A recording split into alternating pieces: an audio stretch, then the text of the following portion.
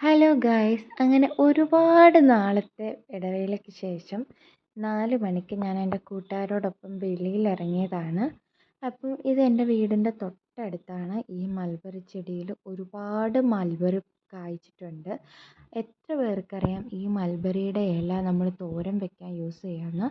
ഇത് ഏറ്റവും നല്ല ഔഷധം അടങ്ങിയ ഷുഗറിന് പറ്റിയ ഒരു മരുന്നാണ് ഈ മൾബറിയുടെ ഇല തോരൻ വെക്കുന്നത്.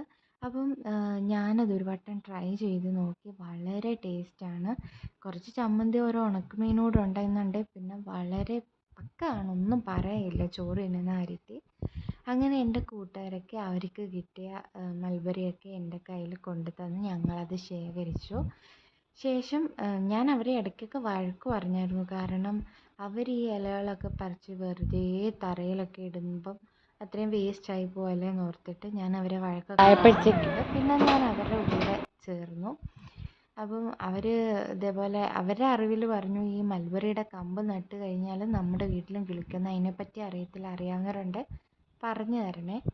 അപ്പം വേണ്ട മൾബറി ഇലകളൊക്കെ പറിച്ച് അതിൻ്റെ ഇടയിൽ മൾബറിക്ക് അതേ ഇത്രയാണ് ഞങ്ങൾക്ക് കിട്ടിയേക്കുന്നത്. ശേഷം ഞാൻ ചെമ്പരത്തിയുടെ പുറകിൽ പോയി. കാരണം താളി ഉണ്ടാക്കാൻ ഒരുപാട് നാളുകൊണ്ട് ഞാനിങ്ങനെ വെയിറ്റ് ചെയ്യുക, ആരെങ്കിലും കാണാൻ 2 ചെമ്പരത്തിപ്പൂവൊക്കെ പറിച്ചുകൊണ്ട് വരാൻ. കല്യാണം കഴിഞ്ഞ ഹസ്ബൻഡിൻ്റെ വീട്ടിൽ പോയ ടൈമിൽ ഇതേപോലെ ഞാൻ 1 കിലോയോളം ചെമ്പരത്തി ഉണക്കി. എന്ന് പറഞ്ഞാൽ ഉണക്ക ചെമ്പരത്തിയാണ് 1 കിലോ.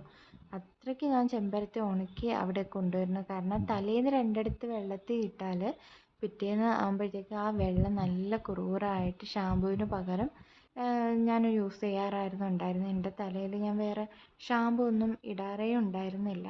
അപ്പം ഞങ്ങൾക്ക് വേണ്ടിയ സാധനങ്ങളൊക്കെ കിട്ടി. ഇതാ ഞങ്ങളുമായിട്ട് പിണങ്ങി പോവുക. അപ്പം ഞങ്ങളുടെ വീഡിയോ ഇത്രയേ ഉള്ളൂ. Bye bye.